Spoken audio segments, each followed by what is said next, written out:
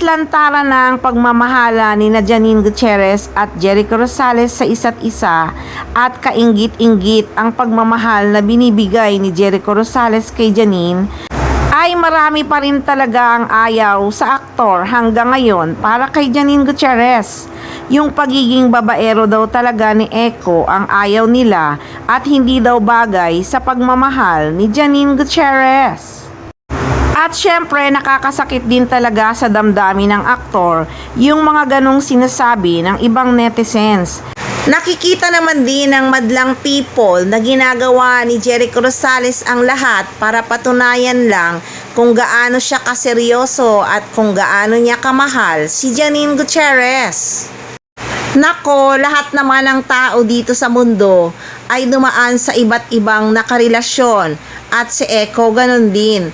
Pero iba na ngayon, syempre, matured na ang aktor at sinabi naman niya na si Janine Gutierrez ang recipient sa kanyang pagbabago. Yes, hindi naman talaga kaila sa lahat na napakarami ngang naging ex-girlfriend si Jericho Rosales at yung pinakasalan niya ay sobra din talagang minahal niya na si Kim Jones. Huwag tayong judgmental guys dahil walang perfect na tao sa mundo. Kung kinilig ng sobra at na-inlove si Echo sa mga naging past relationship niya, ganon din naman kay Janine Gutierrez. Si Janine lang talaga ang present niya, di ba? At ngayon, magdadalawang taon na nga ang relasyon ng dalawa at going strong talaga.